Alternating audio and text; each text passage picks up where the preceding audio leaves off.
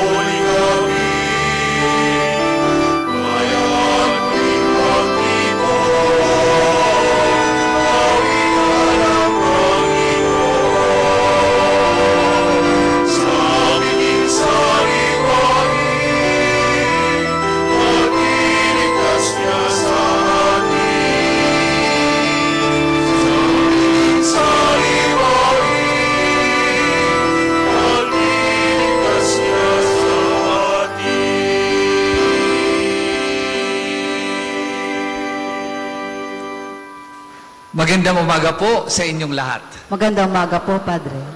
Sa ating pong pagsalubong sa ika-25 linggo sa karaniwang panahon, Bispiras ng kapistahan ni Santo Padre Pio, tayo pong lahat ay inaanyayahan upang tularan ang kanyang halimbawa na buhay ng tapat sa Panginoon, na buhay ng nagpapakumbaba at tinatanggap ang lahat ng mga pasakit at hirap na hamon ng pagiging binyagan, pagiging buhay Kristiyano o pagiging tunay na Kristiyano. Sa ganyan pong diwa, ating alalahanin at ipagdasal ang lahat ng mga may sakit, lalo na po yung ating mga overseas Filipino workers na may karamdaman, at hilingin natin sa Diyos na sa pamamagitan ni Santo Padre Pio, sila rin ay magkamit ng kagalingang pangkatawan, pang-isip, pang-puso at pangkaluluwa.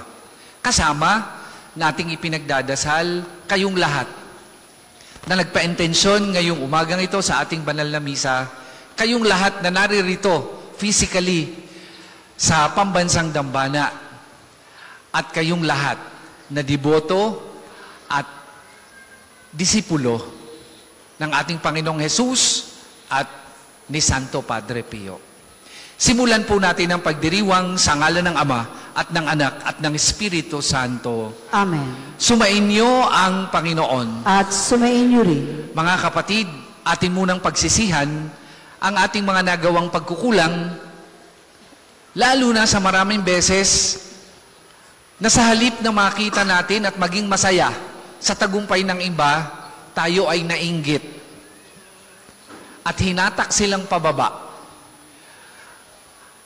Mga ganitong kasalanan na nagdala sa atin sa mas malalaki pang kasalanan, ihingi natin ang awa at patawad sa Diyos. Inaamin ko sa makapangyarihan Diyos at sa inyo mga kapatid na lubha akong nagkasala sa isip, sa salita at sa gawa at sa aking pagkukulang. Kaya isinasamo ko sa mahal na Birheng Maria, sa lahat ng mga anghel at mga banal, at sa inyo mga kapatid, na ako'y panalangin sa Panginoong ating Diyos. Kaawaan tayo ng makapangyarihang Diyos, patawarin tayo sa ating mga kasalanan at patnubayan tayo sa buhay na walang hanggan. Amen.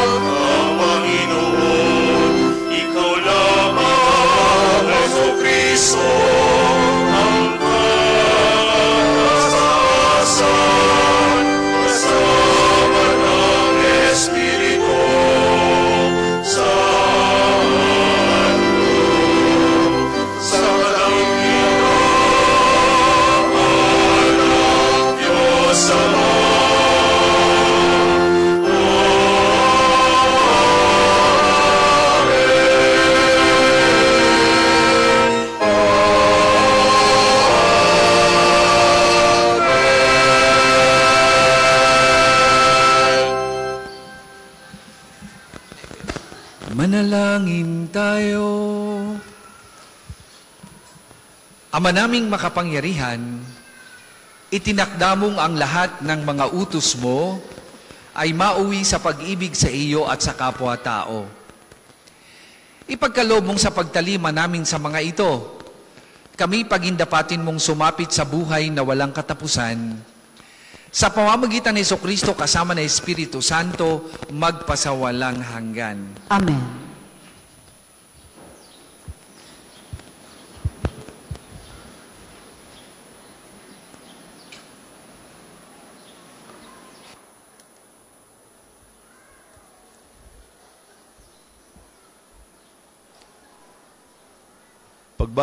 Pagbasa mula sa Aklat ng Karunungan. Sinabi ng mga masasamang tao, tambangan natin ang mga taong matuwid, pagkat hadlang sila sa ating mga balak. Ipinamumukha nila sa atin ang pagsuway sa kautusan at sinasabing tayo'y nagkasala laban sa kaugalian.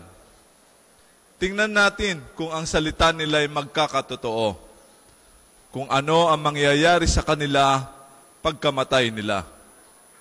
Kung ang mga matuwid ay anak nga ng Diyos, sila ay tutulungan niya at ililigtas sa mga kaaway.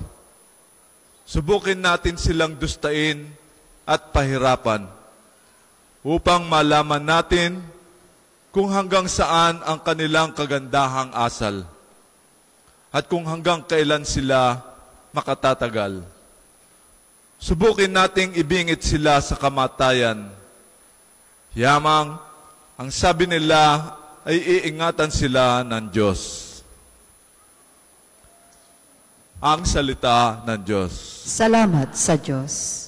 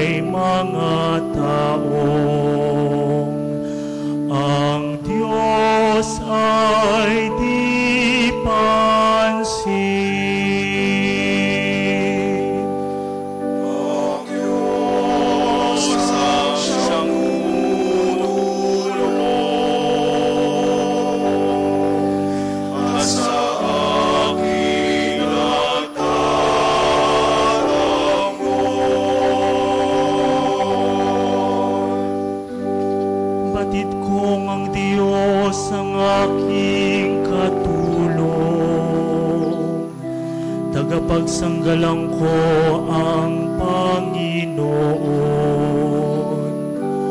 Buong galak naman akong maghahandog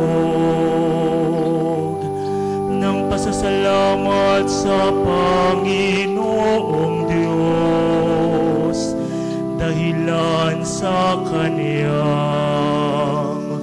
mabuting kaloob.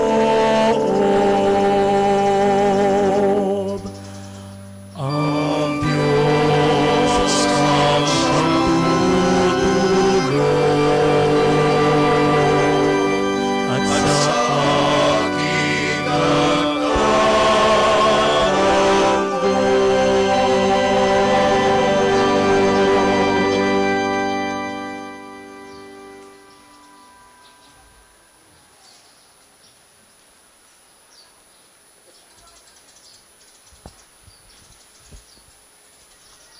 Pagbasa mula sa sulat ni Apostol Santiago. Mga kapatid, saan man naghahari ang inggit at makasariling hangarin, maghahari din doon ang kaguluhan at lahat ng uri ng masamang gawa. Ngunit ang may karunungang mula sa Diyos, una sa lahat ay may malinis na pamumuhay. Siya'y maibigin sa kapayapaan, mahinahon, mapagbigay, mahabagin, at masipag sa paggawa ng mabuti, hindi nagtatangi at hindi nagkukunwari. Namumunga ng katuwiran ang binhi ng kapayapaang inihasik ng taong maibigin sa kapayapaan. Ano ang pinagmula ng inyong alitan at paglalaban-laban?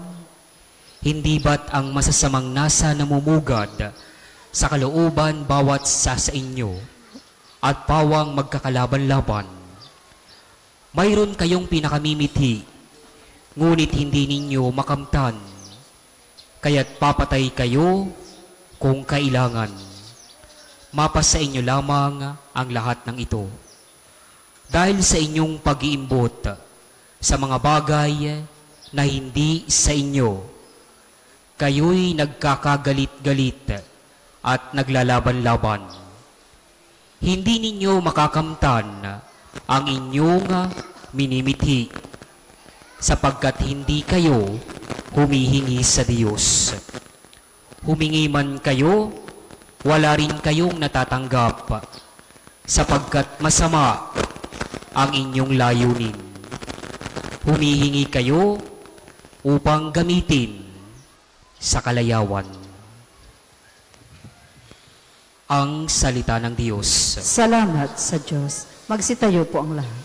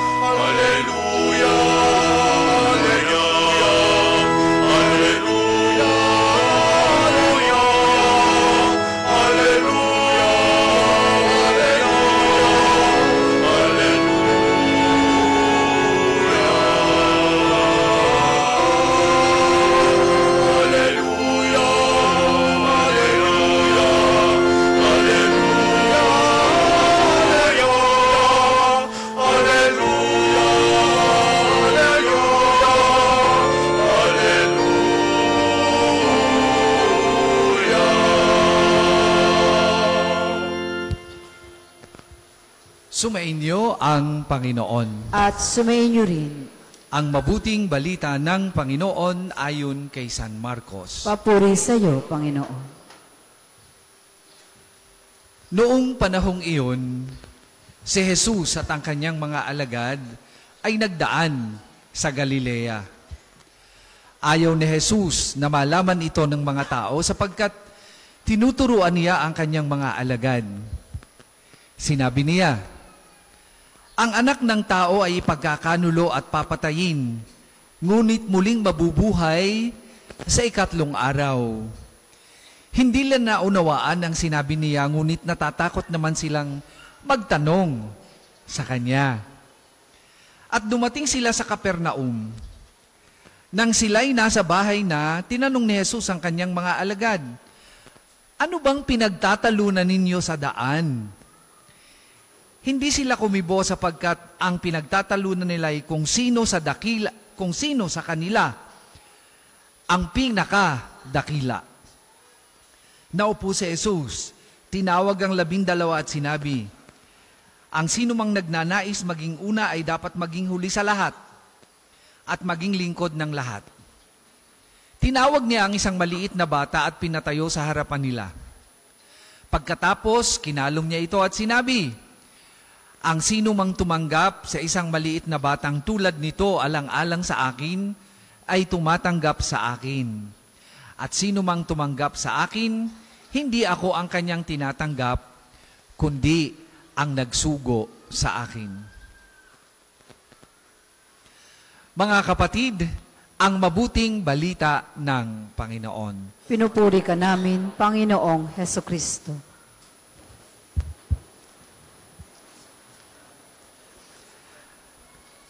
Magandang umaga pong muli sa inyong lahat. Magandang umaga po, Padre.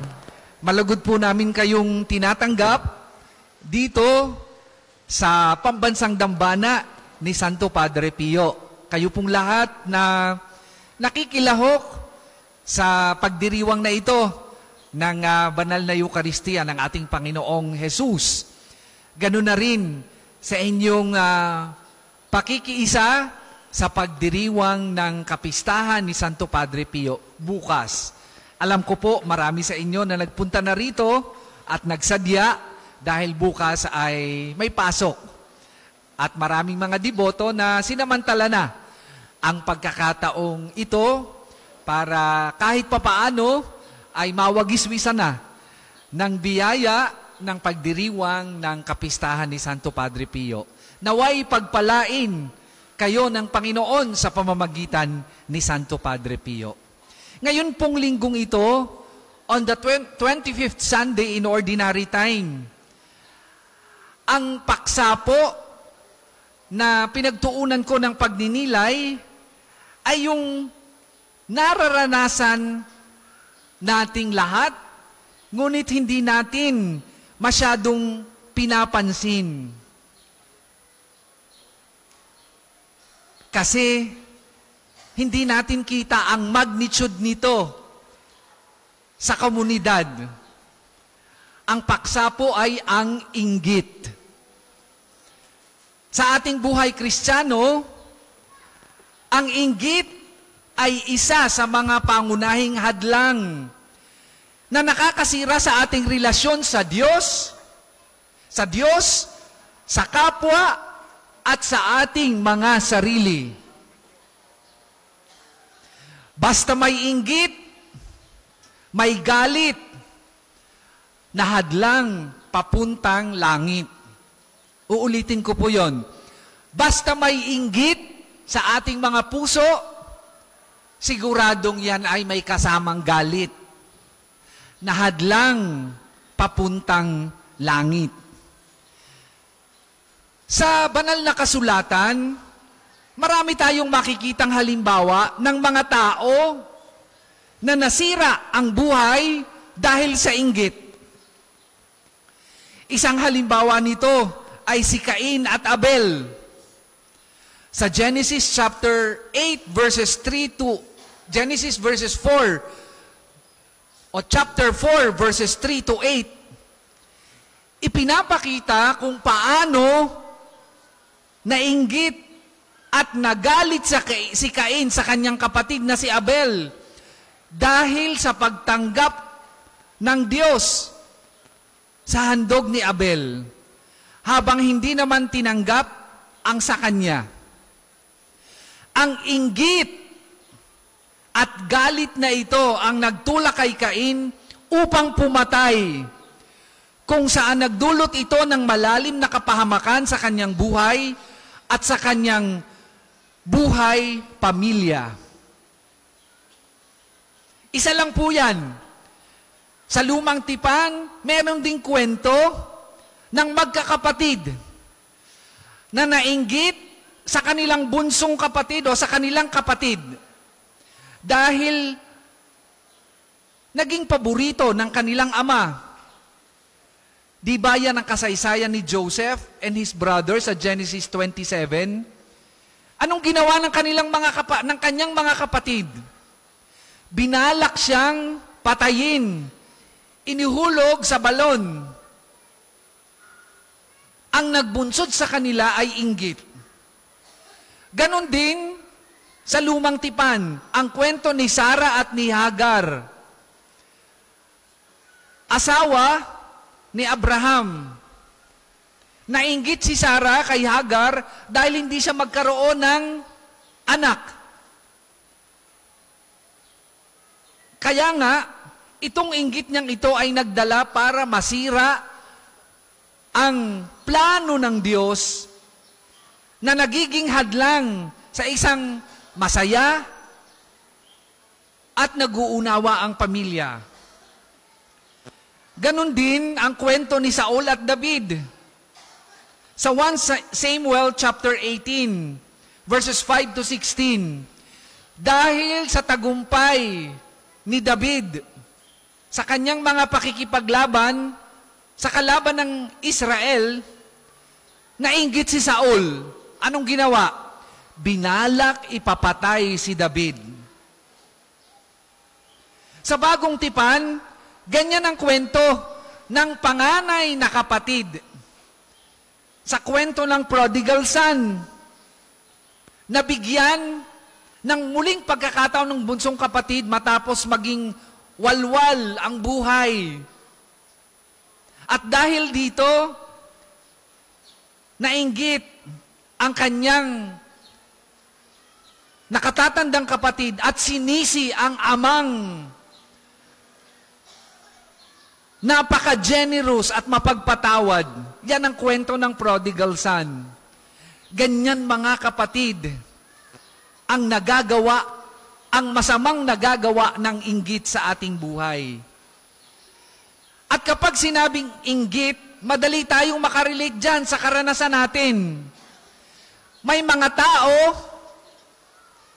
at kung minsan ay malalapit pa sa atin, na may ganitong klase ng pag-uugali na nakakasira sa buhay natin bilang isang Kristiyanong komunidad. Sila yung hindi masaya kapag ikaw ay nakikitang umaangat. Sila yung sisiraan ka sa ibang tao, mahila ka lang pababa. Hahanapan ng butas, ikaw. At kapag may nakitang kaunting mali, ikukwento sa iba. At palalakihin ang kwento para hatakin kang pababa dahil nakikitang ikaw ay umaangat. Pwede silang kaibigan mo, katrabaho mo, kamag-anak mo, kapamilya mo. Pwede rin kapwa mo nagseserve sa simbahan na iyong pinaglilingkuran. Ano ba itong inggit? Ito ay isang damdamin ng pagnanasa para sa mga bagay na mayroon ng iba. Kasama na ang kanilang tagumpay, yaman at kasiyahan. Ang inggit ay nag-uudyok sa atin na maging mapaghikbi at masaktan ang ating kapwa. Sa halip na ipagdiwang ang tagumpay ng iba, hinihimok tayo ng inggit na humamak at panghinaan ng loob. Crab mentality ang tawag dyan. Kita ninyo ang katang. Katang po sa Batanggenyo ang tawag doon sa crab. Sa Tagalog dito, katang o ano ba ibang tawag? Alimango, pwede ring alimango. Ano? Pag umaakyat sila sa pader, no? Yung nasa taas, babagsak uling pababa kasi hinihila nung nasa baba. Yan ang description o visualization ng inggit. Sa ikalawang sulat ni San Pablo sa mga taga-Galacia, inilarawan niya ang mga bunga ng Espiritu at ang mga gawa ng laman. Ang inggit ay isa sa mga bunga ng laman na madaling makuha ng puso ng tao.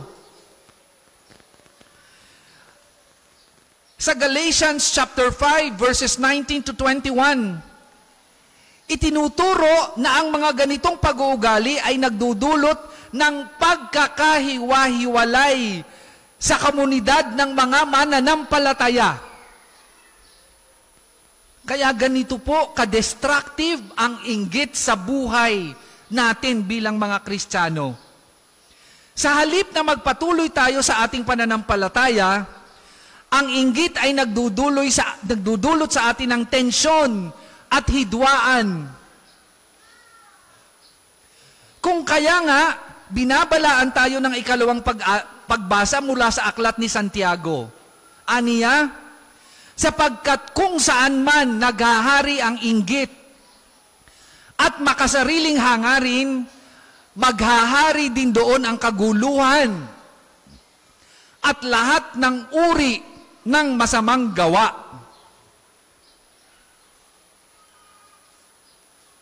Kaya bilang Kristiyano, ano ang hakbang na maaari nating gawin upang maiwasan ang pagsira ng inggit sa ating buhay bilang tao, bilang Kristiyano, at bilang kasapi ng sambayan ng Kristiyano?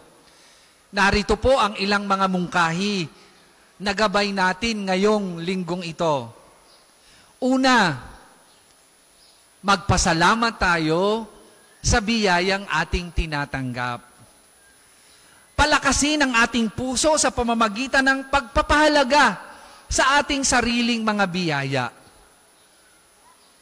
Huwag nating ikumpara at tingnan ang ating sarili sa iba, sapagkat iba tayo sa kanila. Maaring meron tayo na wala sila, at merong wala sila na meron tayo. Magpasalamat tayo kung anong meron tayo. Ang pagtanaw sa kabutihan ng Diyos sa ating buhay ay nag-aalis ng inggit at nagdadala sa kapayapaan ng ating mga puso. Ikalawa, magbigay sa iba. Sa halip na angkinin ang tagumpay ng iba, tayo'y magbigay at tumulong. Kung meron tayong kakayahang tumulong, sikapin natin na i-share ito. Huwag tayong maging madamot.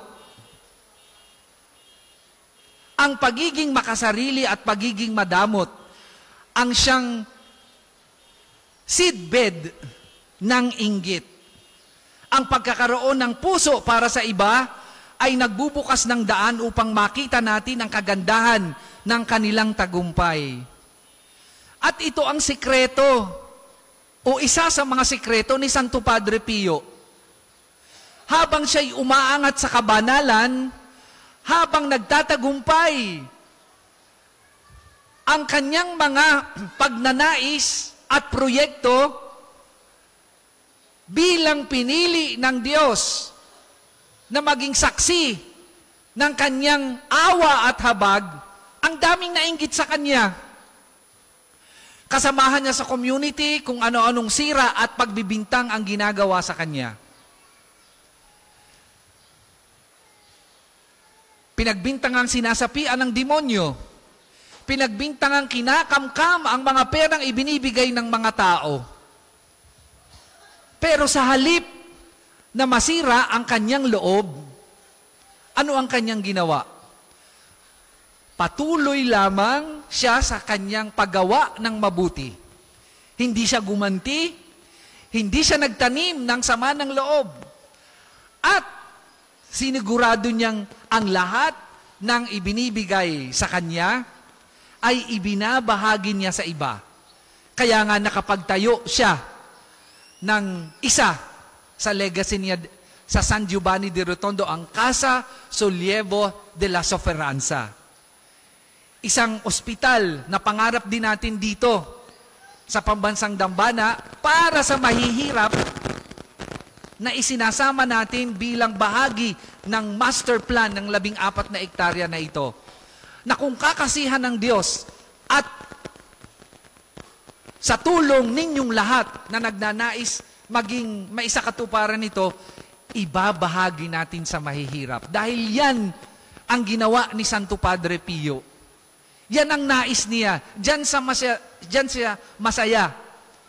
Ang resources ng simbahan ay naibahagi niya ng mahusay para maramdaman ng mga nangangailangan ang habag at awa ng Diyos, lalo na yung mga may sakit. At diyan tayo inaanyayahan. Ikatlo at panghuli, manalangin ng tapat.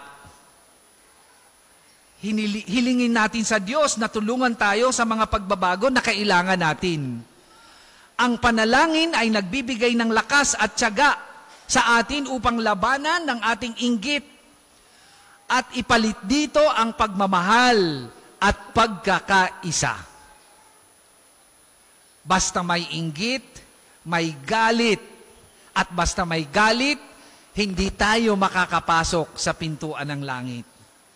Tandaan natin na ang inggit ay hindi lamang simpleng damdamin. Ito ay isang hadlang na maaaring makasira sa ating buhay Kristiyano. Naway tayo'y magpatuloy sa pagiging mas maligaya para sa tagumpay ng iba. At sa halip na magtanim ng pagdududa at inggit, magtanim tayo ng pagmamahalan at pagkakaisa. Muli, ipinapaalala sa atin, kailanman ang inggit ay hadlang sa atin papuntang langit. Basta may inggit, may galit. Nawa, maging masaya na lang tayo sa tagumpay ng iba at sumuporta sa kanila upang sama-sama tayong mapapunta sa langit. Pagpalain tayong lahat ng Diyos. Tayo po ay magsitayo. Sumasampalataya ako Sa Diyos amang makapangyarihan sa lahat, na may gawa ng langit at lupa. Sumasampalataya ako kay Jesucristo, iisang anak ng Diyos, Panginoon nating lahat. Nagkatawang tao siya lalang na Espiritu Santo. Ipinanganak ni Santa Maria Birhen. Pinagpakasakit ni Poncio Pilato. Pinako sa krus, namatay, inilibing. Nanaog sa kinaroroonan ng mga yumao, na may 3 araw, nabuhay namang muli, umakyat sa langit, naluklok sa kanan ng Diyos amang makapangyarihan sa lahat. Doon magmumula paririto at hukom sa nangabubuhay at nangamatay na tao. Sumasampalataya naman ako sa Diyos Espiritu Santo, sa banal na simbahang katolika, sa kasamahan ng mga banal, sa kapatawaran ng mga kasalanan, sa pagkabuhay na mamuli na nangamatay na tao, at sa buhay na walang hanggan. Amen. Manalangin tayo sa Diyos na ating Ama upang gabayan tayo ng banal na Espiritu sa ating pagsisikap na maging masunurin at matuwid. Maging karapat-dapat nawa tayo sa ating pagsamo sa Kanyang mga pagpapala. Sa bawat kahilingan natin pong itutugon, Panginoon, dinggin mo kami. Panginoon, dinggin mo kami. Upang sa gitna ng pagsubok sa buhay pananampalataya ng simbahang katolika, pangunahan nawa ang sambayanan ng banal na Papa, ng lahat ng mga obispo at mga pari, sa paglampas sa mga pag-uusig na iniuumang ng mga sumalungat sa batas ng Diyos. Manalangin tayo. Panginoon, dinggin mo kami. Upang ang kapayapaan at pamamayani ng mga matuwid ay mamalas sa mga bansa sa buong daigdig, nang ang buong sangkatauhan ay magkaisang pairalin, ang makadiyos na simulain, at pagsunod sa kalooban ng Diyos. Manalangin tayo. Panginoon, linggin mo kami. Upang ang tibay ng pananampalataya na ipinagkaloob ng Diyos sa mga taong matuwid ang maging kalasag at sandigan nawa ng mga taong dumaranas ng iba't ibang uri ng mga pag-uusig, paghihikahos at kalumbayan. Manalangin tayo. Panginoon, linggin mo kami. Upang ang diwa ng isang tagapaglingkod ay mamalas nawa sa mga tahanan sa ating parokya na nagsasama-samang nagpapahalaga sa kapakanan ng nakararami. Manalangin tayo. Panginoon, linggin mo kami. Amang butihin, kalagin mo nawa ang tali ng pagmamataas sa aming mga puso. Matutuhan nawa naming maging mababang loob nang makabilang kami sa iyong pinaghaharian sa pamamagitan ni Jesucristo ang aming Panginoon. Amen. Magsiupo po ang lahat. Para sa mga maghahandog ng sobre, pakihulog na lamang po sa buslo.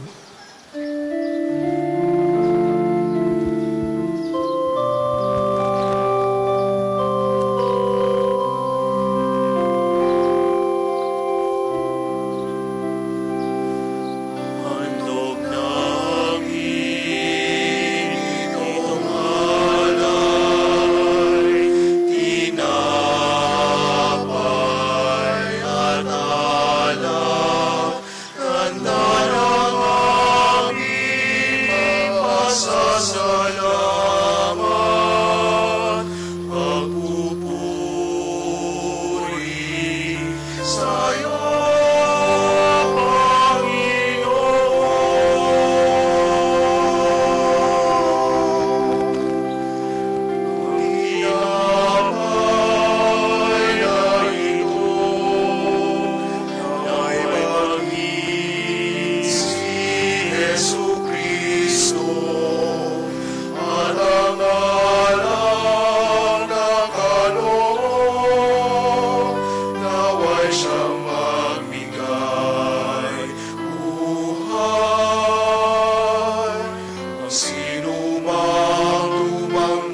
sa Kanya mabubuhay kailanman.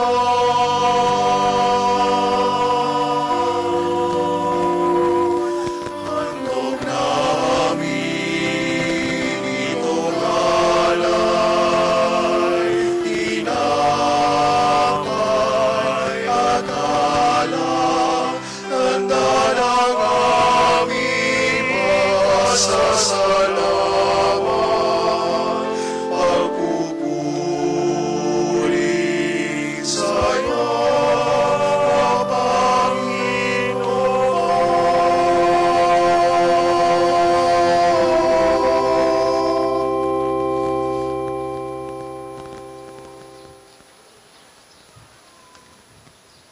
Magsitayo po ang lahat.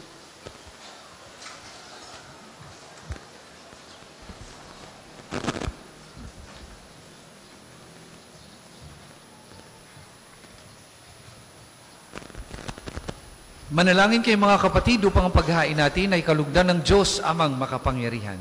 Tanggapin nawa ng Panginoon itong paghahain sa iyong mga kamay, sa kapurihan niya at karangalan sa ating kapakinabangan at sa buong sambayanan niyang banal. Ama naming lumikha, maawain mong kalugdan ng mga alay ng iyong sambayanan, upang ang ipinapahayag namin ng may pananampalatayang matibay ay aming tanggapin sa banal na pakikinabang sa pamamagitan ng Jesucristo kasama ng Espiritu Santo magpasawalang hanggan. Amen.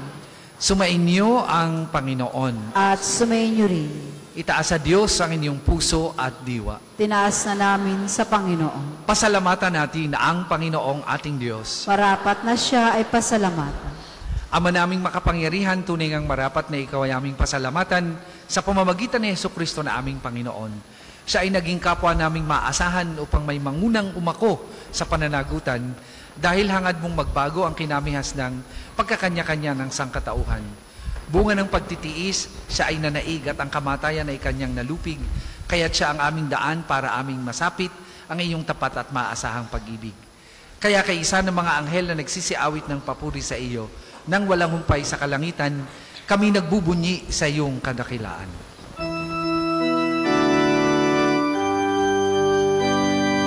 Santo, Santo, Santo, na Ginoo Diyos sa kalaupan, napupuno ang langit at lupa ng kadakilaan mo. Hosana, Hosana, Hosana sa kalitasan. Hosana, Hosana, Hosana sa kalitasan. Mahubaon na nadigdig sa ngalan ni katurangan. Hosana, Hosana, Hosana sa kalitasan. Hosana, Hosana, Hosana sa kalitasan. Kung hindi kayang lumuhod, manatili pong nakatayo na may paggalang. Ama naming banal, ikaw ang bukal ng tanang kabanalan, kaya't sa magitan ng iyong Espiritu gawin mong banal ang mga kaloob na ito, upang para sa amin maging katawan at dugo ng aming Panginoong Hesukristo. Bago niya pinagtiisang kusang loob na maging handog, hinawakan niyang tinapay, pinasalamatan kanya, pinaghati-hati niyon iniabot sa kanyang mga alagad at sinabi, "Tanggapin ninyong lahat ito at kanin. Ito ang aking katawan na ihahandog para sa inyo."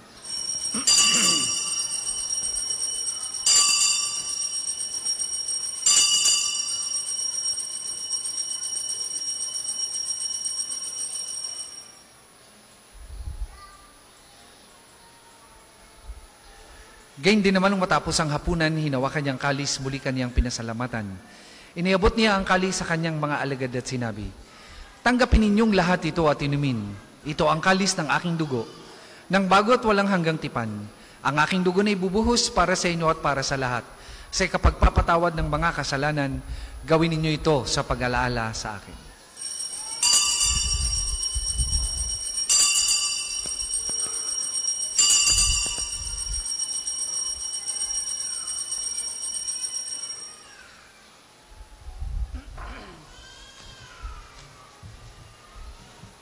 Ipagbunyi natin ang misteryo ng pananampalataya.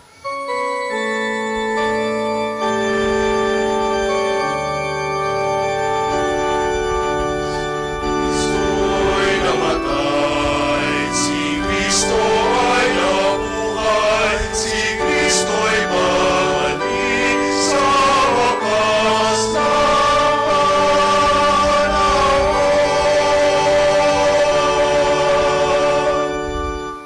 Ama, ginagawa namin yan ang pag-alaala sa pagkamatay at muling pagkabuhay ng iyong anak. Kaya tinaalay namin sa iyong tinapay na nagbibigay buhay at ang kalis na nagkakaloob ng kaligtasan. Kami nagpapasalamat dahil kami iyong minarapat na tumayo sa harap mo para maglingkod sa iyo. Sinasamo namin kami magsasalo-salo sa katawan at dugo ni Kristo ay mabuklod sa pagkakaisa sa magitan ng Espiritu Santo. Ama, lingapin mo yung simbahang laganap sa buong daigdig. Puspusin mo kami sa pag-ibig kay isa ni Francisco na aming Papa at ni Gilbert na aming Obispo at ng Tanang Kaparian. Alalahanin mo rin ang mga kapatid naming nahimlay nang may pag-asang sila'y muling mabubuhay gayon din ang lahat ng mga pumanaw. Kaawaan mo sila at patuloyin sa iyong kaliwanagan. Kaawaan mo at pagindapatin kaming lahat na makasalo sa iyong buhay na walang wakas. Kaisa ng mahal na Birheng Maria na Ina ng Diyos, ni San Jose na kanyang kalinis-linisang esposo, kaisa ng mga apostol at ng lahat ng mga banal na namuhay dito sa daigdig ng kalugod-lugod sa iyo, may pagdiwang nawa namin ng pagpupuri sa ikararangal mo sa magitan ng iyong anak na aming Panginoong Hesukristo. Sa pamamagitan ni Kristo kasama niya sa Kanya, ang lahat ng parangal at papuri ay sa iyo. Diyos amang makapangyarihan, kasama ng Espiritu Santo, magpasawalang hanggan.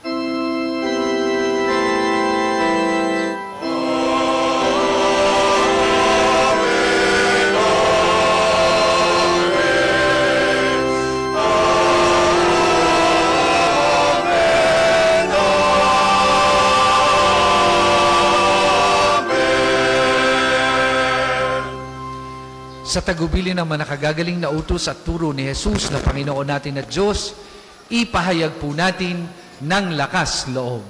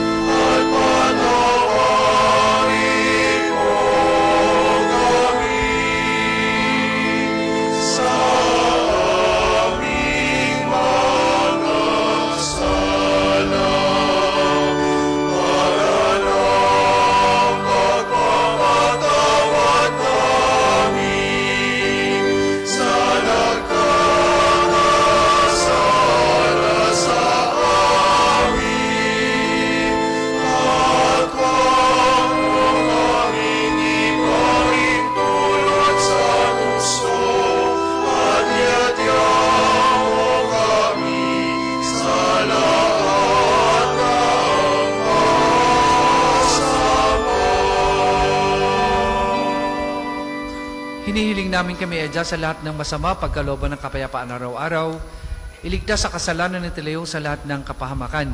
Samantalang aming pinananabikan ang dakilang araw ng pagpapahayag ng tagapagligtas naming si Heso Kristo.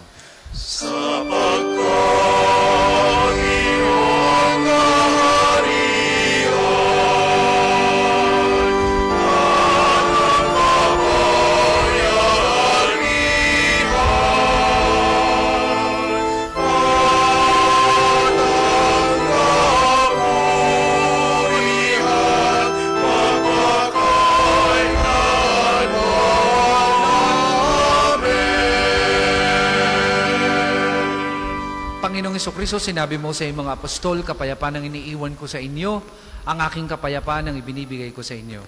Tunghayan mo ang aming pananampalataya at huwag ang aming mga pagkakasala.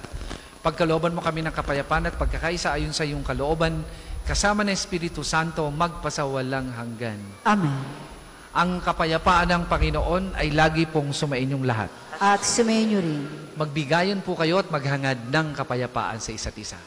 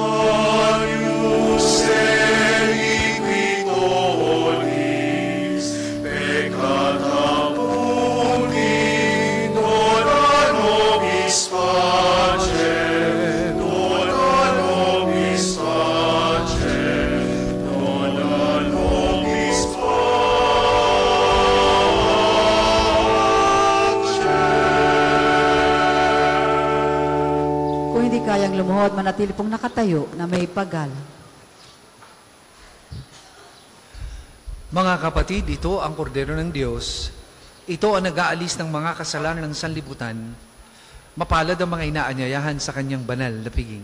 Panginoon, hindi ako karapat-dapat magpatuloy sa iyo, ngunit sa isang salita mo lamang ay gagaling na ako.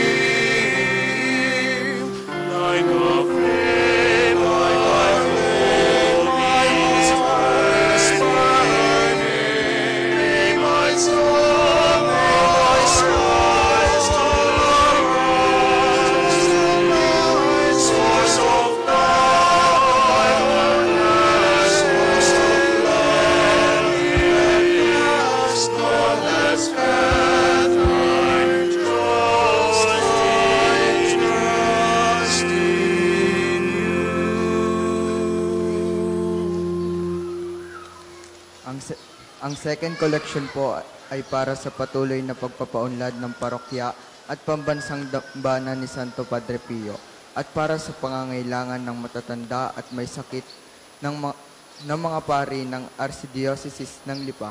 Salamat po sa inyong handog.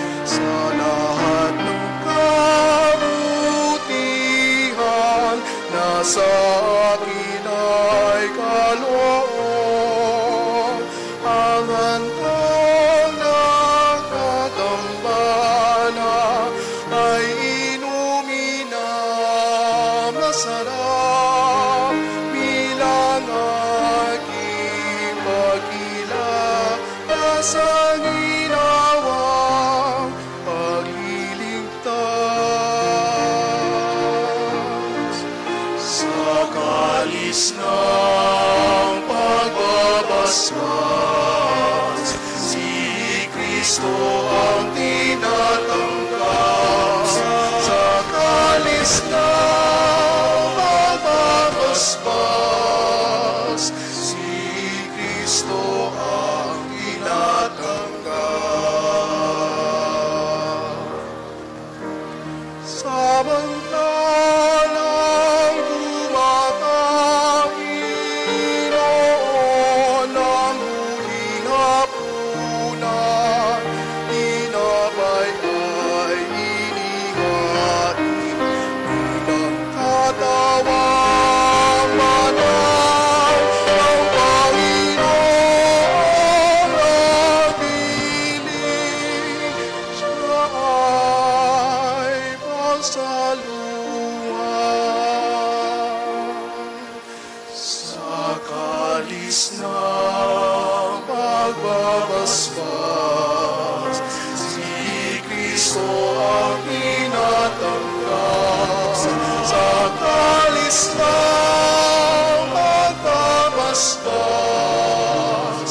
Si Kristo ang tinatanggap.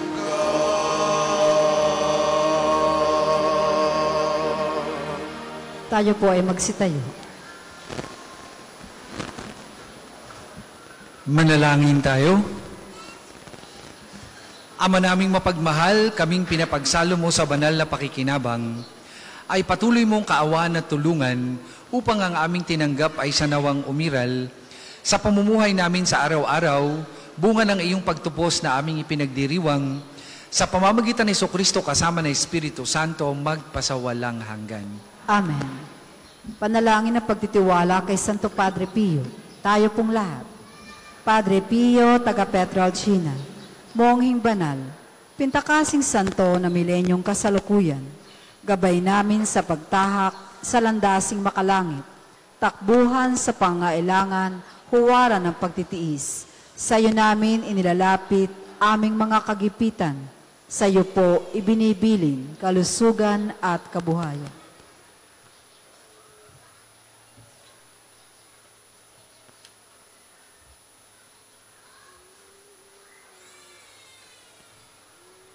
Di man karapat dapat, kami po ay pagbigyan, bendisyonan at basbasan, maging ganap sa buhay. Lumayo nawa kami, umiwas sa kasalanan, lumapit lagi sa Diyos, maging matatag at matibay. Sa mabuting balita ng pagliligtas, turuan mo kami nawa. Sa tuwina ay makinig, magnilay at sumampalataya. Amin pong pakiusap itong mga kahilingan.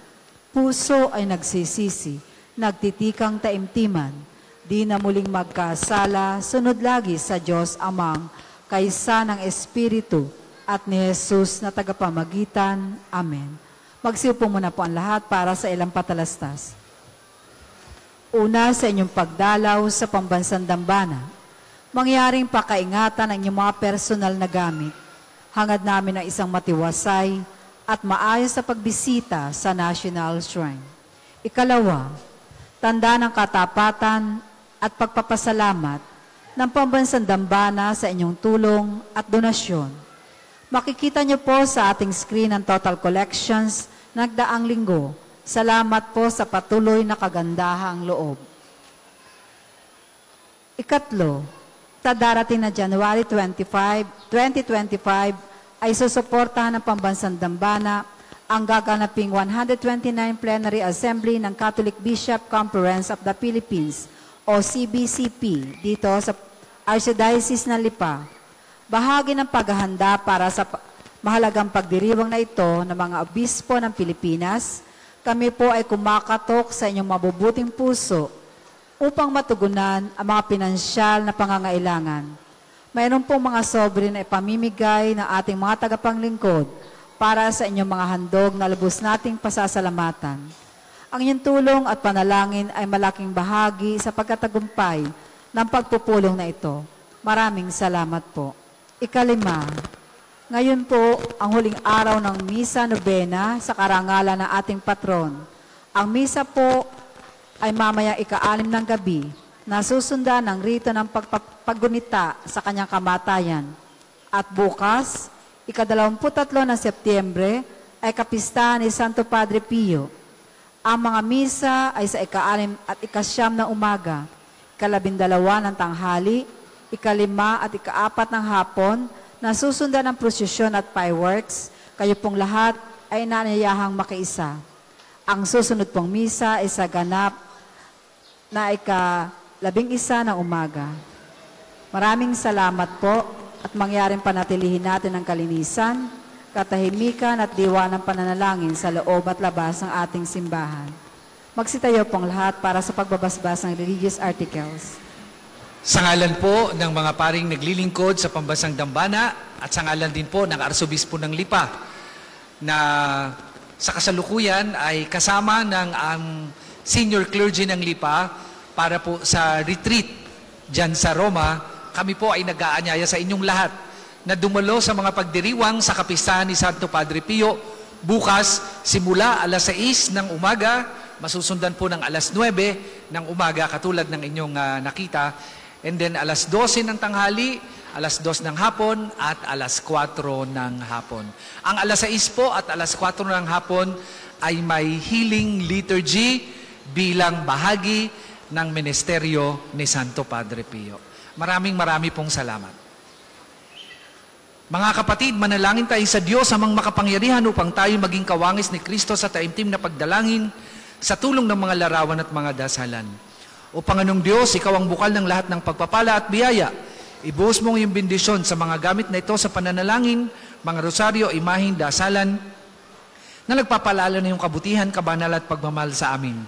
Upang lahat na dumulog at magdasal, gamit ang mga ito ay magtamo ng iyong awat biyaya. Lobin mong turaran nila ang kabanalan at aral ng Panginoon at ng mga santo magpasawalang hanggan. Amen. Ama namin, sumasalangit ka, sambahin ang ngalan mo, mapasamin ang kaharian mo, sundin ang loob mo dito sa lupa para nang sa langit. Bigyan mo kami ngayon ng aming kakanin sa araw-araw at patawarin mo kami sa aming mga sala para nang pagpapatawad namin sa nagkakasala sa amin. At huwag mo kaming ipahintulot sa tukso at iadya mo kami sa lahat ng masama. Amen. Aba, Ginoong Maria, napupuno ka ng grasya, ang Panginoon Diyos ay sumasa iyo. Bukod kang pinagpala sa babaeng lahat, at pinagpala naman ang iyong anak na si Jesus. Santa Maria, Ina ng Diyos, panalangin mo kaming makasalanan ngayon at kung kami mamamatay. Amen. Luwalhati sa Ama, sa Anak at sa Espiritu Santo, kapara noong una, ngayon at magpasawalang hanggan. Amen. Ama namin, sumasalangit ka, sambahin ang ngalan mo, mapasamin ang kaharian mo, sundin ang loob mo dito sa lupa para nang sa langit. Bigyan mo kami ngayon ng aming kakanin sa araw-araw at patawaran mo kami sa aming mga sala para nang pagpapatawad namin sa nagkakasala sa amin. At huwag mo kaming ipahintulot sa tukso at iadya mo kami sa lahat ng masama. Amen. Aba, Ginoong Maria, napupuno ka ng grasya, ang Panginoon Diyos ay sumasa iyo. Bukod kang pinagpala sa babaeng lahat, at pinagpala naman ang iyong anak na si Jesus. Santa Maria, Ina ng Diyos, panalangin mo kaming makasalanan, ngayon at kung kami mamamatay. Amen. Luwalhati sa Ama, sa Anak at sa Espiritu Santo, kapara noong una, ngayon at magpasawalang hanggan. Amen. Luwalhati sa Ama, sa Anak at sa Espiritu Santo, kapara noong una, ngayon, at magpasawalang hanggan. Amen. Luwalhati sa Ama, sa Anak at sa Espiritu Santo, kapara noong una, ngayon, at magpasawalang hanggan. Amen.